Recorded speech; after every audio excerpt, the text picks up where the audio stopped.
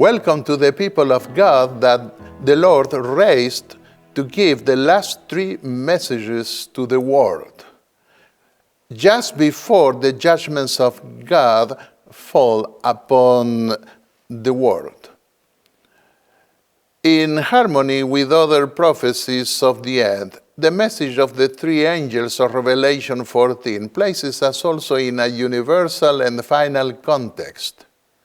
The chronological and the global context of its content is set at the time of the second coming of Christ.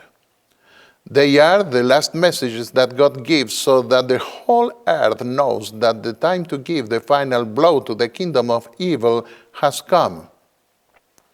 Those who proclaim the messages are represented by the three angels, proving that those messages have a divine and heavenly origin.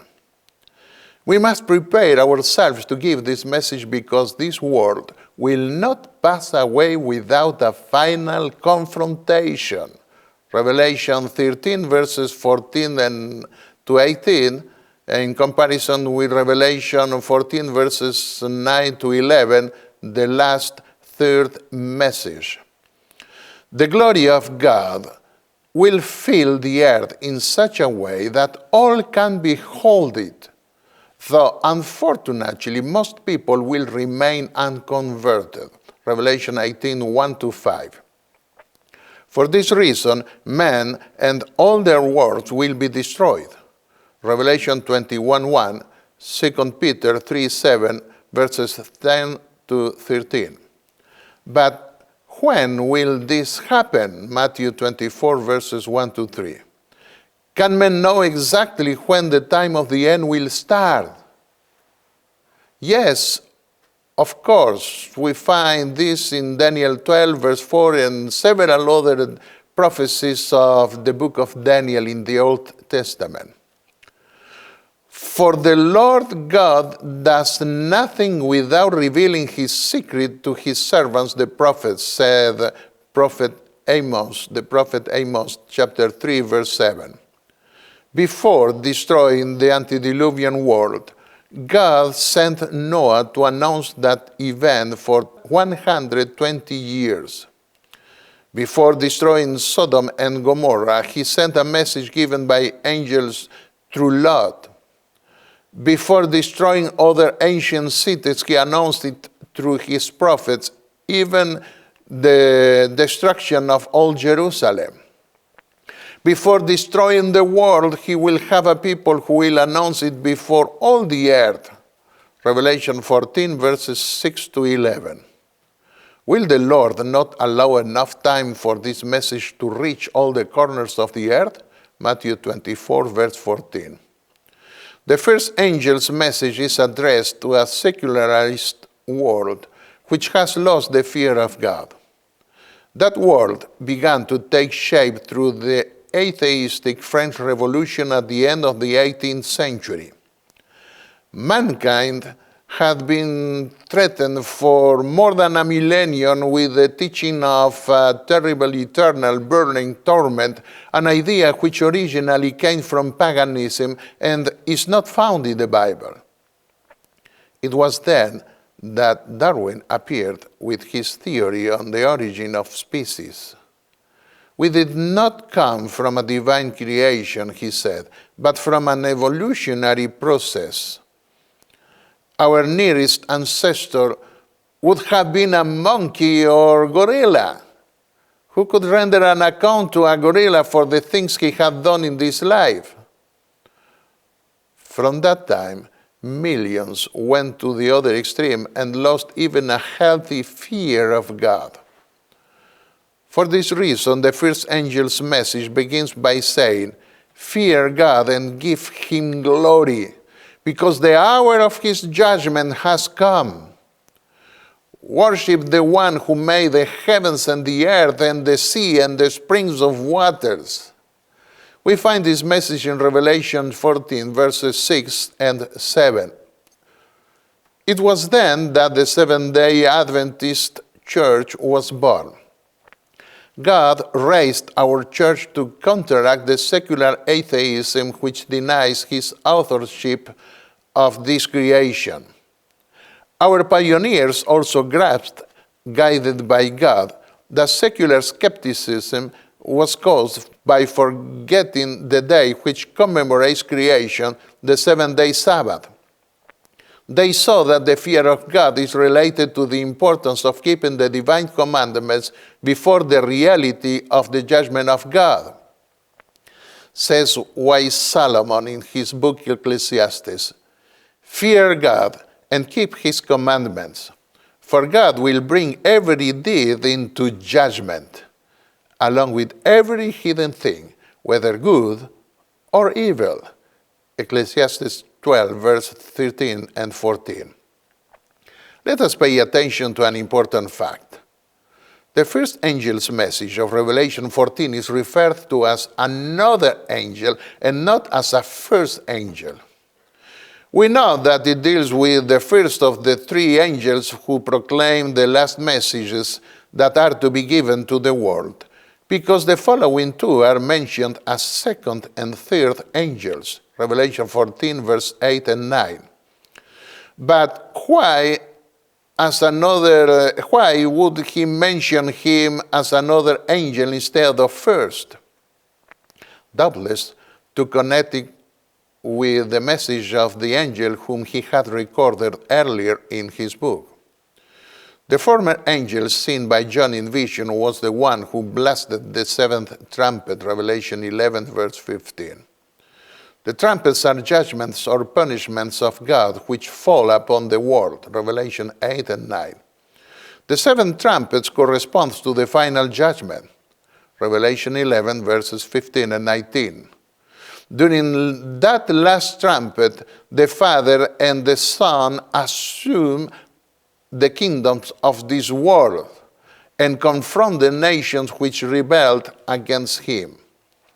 It is the time of judging the dead and to give reward to the faithful and to destroy those who destroy the earth, verse 18. All this is given in the context of a door that is open in the temple of heaven, which leads to the most holy place, the place of the throne of God and of the judgment. Your wrath has come, says the angel who blasts the seventh trumpet. That is, the time for judgment, Revelation 11:18. The hour of his judgment has come, Revelation 14:7. Repeats the first angel of Revelation 14. The elders of the heavenly court kneel and worship God because he assumes his authority over the kingdom of this world, Revelation 11:16. The message of the first angel likewise claims the worship of the Creator to all the dwellers of the earth, because the hour of his judgment has come.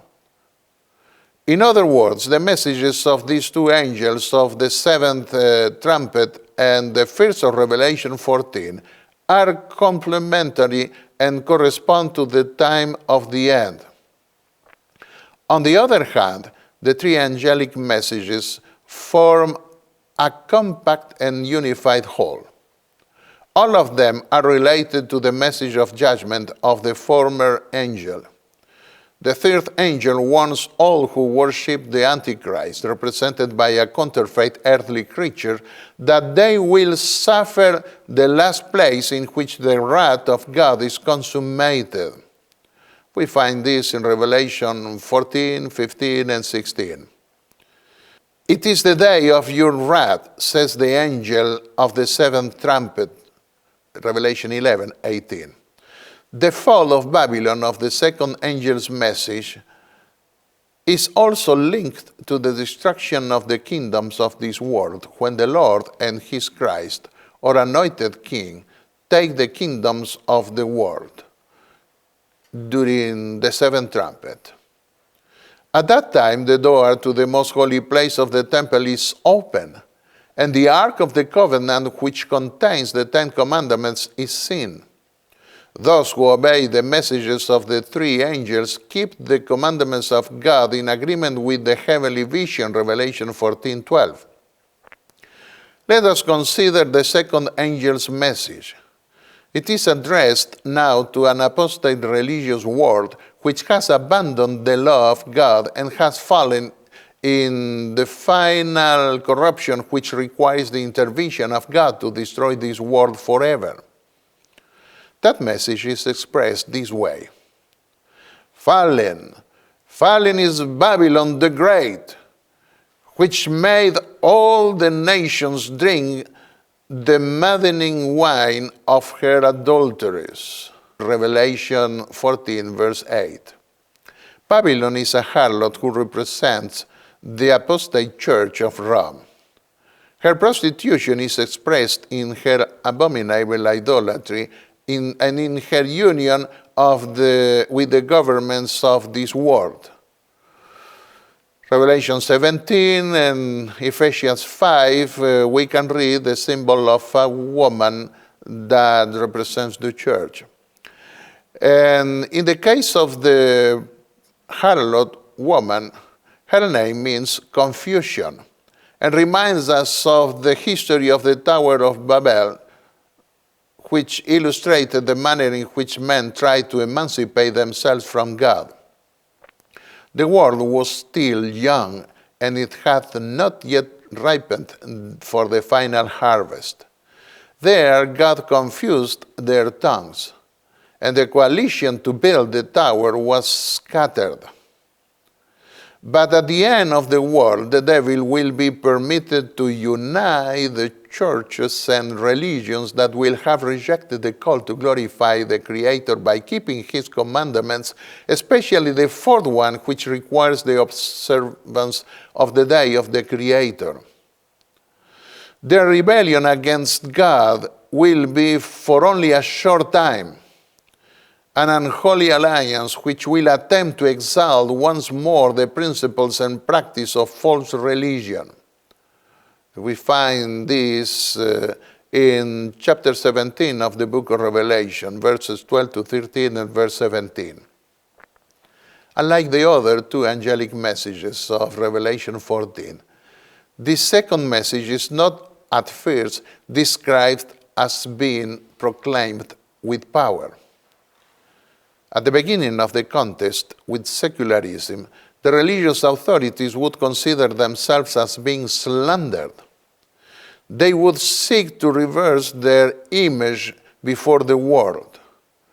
But when the religions are able to reach an agreement on common points, and by deceiving the secular governments they are able to impose their will upon the world, then the second angel's message will be strengthened by the powerful message of the angel of Revelation 18. The entire earth will be filled with God's glory, so that the hidden refuge of lies will be exposed. We can read Isaiah 28, verses 16 and 17, especially in connection with that kind of refuge of lies that usually take place in this world. We may see also the inner corruption of Rome and of all the religions that unite with her in this refuge of corruption or sin or of lie. After this, said John, I saw another angel coming down from heaven. He had great authority, and the earth was illuminated by his splendor. With a mighty voice, he shouted, Fallen, fallen is Babylon the Great.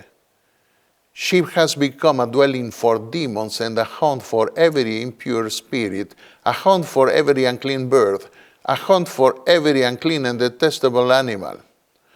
For all the nations have drunk the maddening wine of her adulteries. The kings of the earth committed adultery with her, and the merchants of the earth grew rich from her excessive luxuries. Revelation 18, verses 1 to 3. The Babylonian union that leads to the grand final apostasy of the world will be reached through deception. The miraculous power of the demons succeeds in tricking the entire world into uniting under the rebellious banner, Revelation 16, verses 13 and 14. The corruption that attempts to conceal itself under the title of Holy See cannot be concealed any longer.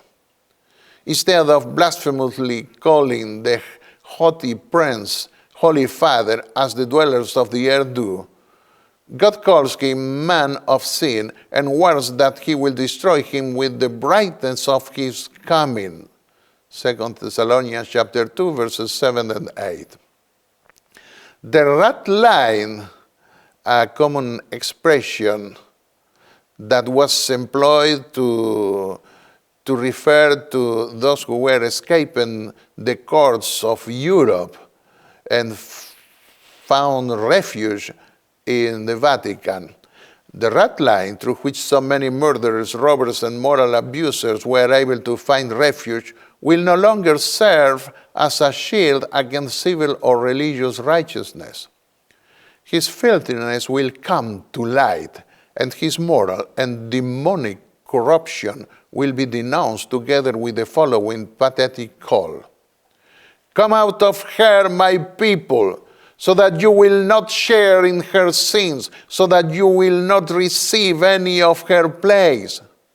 For her sins are piled up to heaven, and God has remembered her crimes. Revelation 18, verses 4 and 5. Are we not already living in that final stage of modern Babylon? Are not the churches and religions uniting around common programs and doctrines? Is not a considerable amount of her filthiness already coming to light? So much display of outer holiness does not serve but to conceal her inner filthiness. At a time when calls are made for union and globalization, God calls us to withdraw and not be involved in the principles and practices that are in opposition to the gospel. Depart. Go out from there. Touch no unclean thing. Go out from the midst of her. Purify yourself, you who carry the vessels of the Lord, Isaiah 52:11.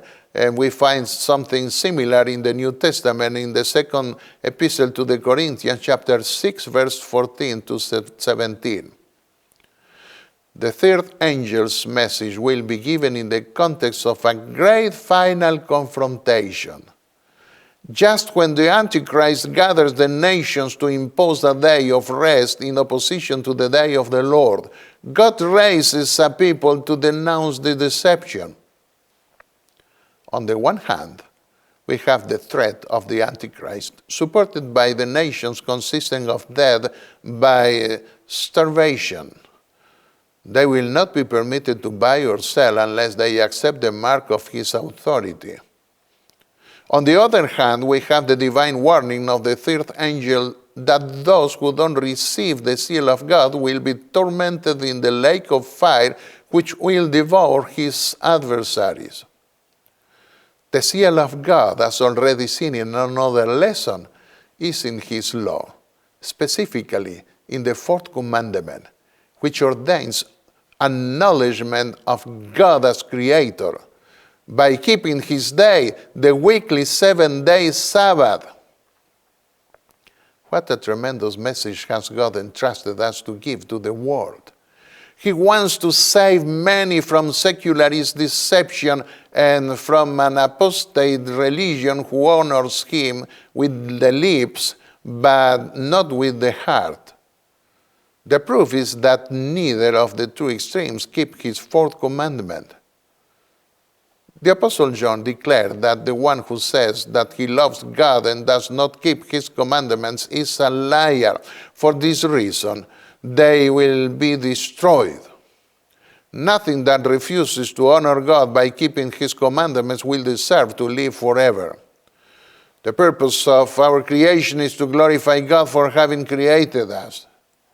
This is possible in spite of being sinners, because the price of our ingratitude was paid at the cross, and through it we can obtain forgiveness.